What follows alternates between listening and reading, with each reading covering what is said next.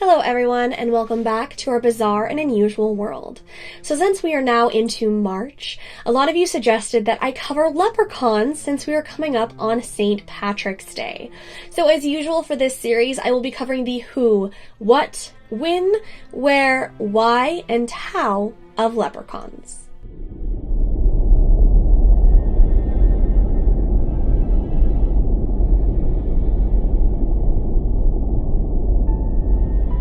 So let's start with the what. What exactly is a leprechaun? So leprechaun is actually a type of fairy, but don't think about those happy, magical fairy types. A leprechaun is quite different. In folklore, it's actually been described as a dark, lustful, and even nasty creature that could use their abilities to harm or even kill you if you do something that they didn't approve of. Appearances for a leprechaun kind of change depending on what you were reading or watching, but the basic look is like an old little man dressed in green with a hat and sometimes smoking a pipe. Although early versions of the leprechauns described them as wearing all red instead of green. In all of these stories, there is actually no record of female leprechauns. Most of the folklore and stories just contain men as little leprechauns. Within the folklore, leprechauns are very much tricksters, and they should not be trusted. Oftentimes, they will lie and even deceive you to get their way. They are not a fairy creature that you should ever friend. Do not trust leprechauns. Early on, these creatures were connected to wealth, money, or treasure. Kind of like the idea of having some sort of hidden or buried treasure, and oftentimes the humans would go looking for said treasure. Some ideas even suggesting that you could locate a leprechaun's treasure or gold if you kept your eye on them. If you found a leprechaun and you didn't take your eye off them, you could question them and ask them where their pot of gold was, and they would have to eventually answer you. But the catch, if you took your eye off them for even the slightest second, that would give them enough time to escape and you would never find their treasure. Most of these stories of this specific leprechaun fairy is about outwitting humans. While some legends, like say the Banshee or La Llorona, where you are alerted to their presence by their mournful and sorrowful cry, leprechauns have a little bit different sound. Apparently their sound is tapping. If you start to hear the tapping, kind of like you would on a sidewalk, that is supposed to be when leprechauns are around.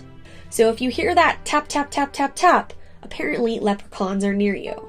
So where exactly do leprechauns come from? So they are connected to Irish and Celtic mythology, stories, and folklore. They are often tied to St. Patrick's Day just simply because of the Irish connection, but these creatures actually have ties back to the arrival of the Celts. So when were leprechauns first referenced? Like with most mythology, this dates back centuries, over so many different years passed down through generations within the Celtic folklore. The actual word leprechaun was actually recorded in the English language in 1604. That was in the Honest Whore. It was written as lubricant, the original meaning some kind of spirit, but not specifically related to Irish mythology. There are actually debates on where the full word leprechaun came from. Most people believe that it was merging two Gaelic words together, and that's how leprechaun was created. Other researchers suggest that leprechaun could have came from some words meaning shoemaker. Because of these creatures being related to the glamorous treasure idea, they then suggested that in the fairy world, shoemaking was quite the business. And that is why they have their gold. Whether or not it's at the end of the rainbow is going to depend on what exactly you're reading. In 1831, Samuel Lover described leprechauns in some of his writing, with some of it saying, "Quite a bay in his dress, notwithstanding, for he wears a red square cut coat, richly laced with gold, waistcoat and inexpressible of the same, cocked hat, shoes, and buckles." In 1888, William Butler Yeats wrote a book. This was called Fairy and Folktales of Irish Peasantry, and in those writings he described leprechauns as, "He is something of a dandy and dresses in a red coat with 7 rows of buttons, 7 buttons on each row, and wears a cocked hat. Upon those pointed end he is wont in the northeastern counties, according to McNally, to spin like a top, when the fit seizes him. In an 18th century poem by William Allingham, titled The Leprechaun or Fairy Shoemaker, describes these creatures or their presence. According to the Encyclopedia of Magical Creatures by John and Caitlin Matthews, the leprechaun relates back to talks of water spirits. The legend says that they were very mischievous fairies and that they would haunt cellars and that they would often get drunk.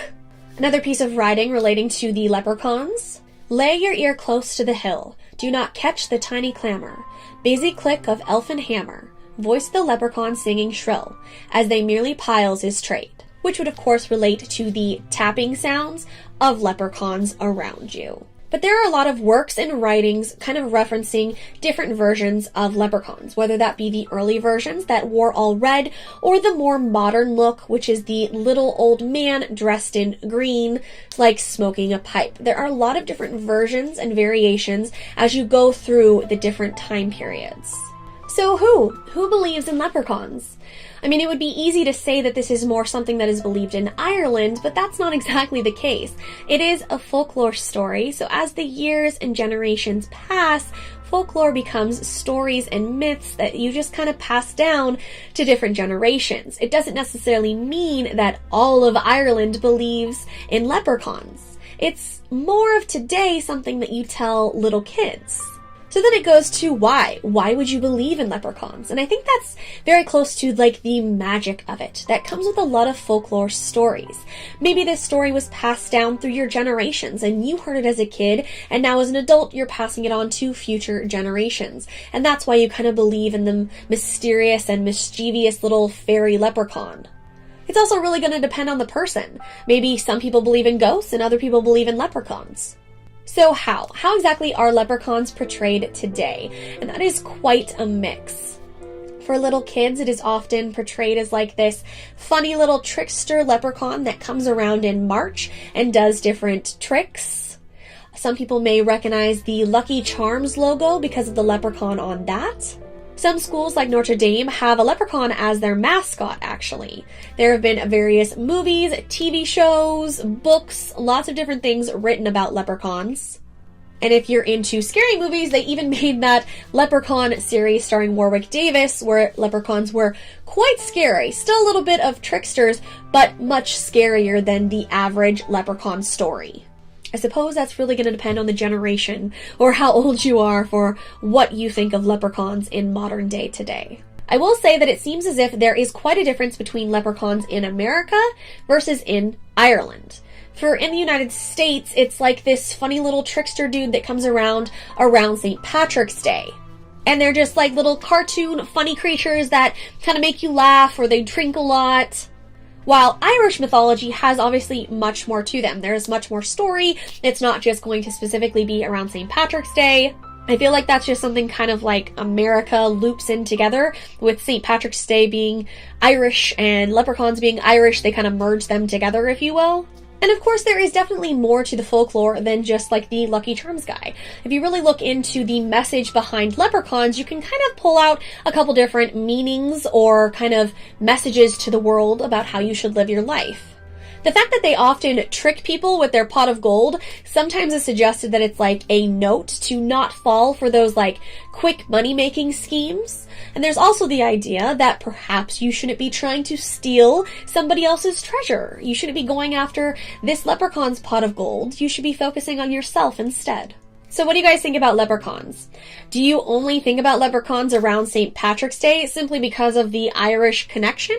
Did you know more of the mythology about it? Have you heard about leprechauns when you were a kid and now as an adult? I would love to hear what you guys think. As usual, thank you so much for watching this series, and I will see you guys in the next episode. Bye.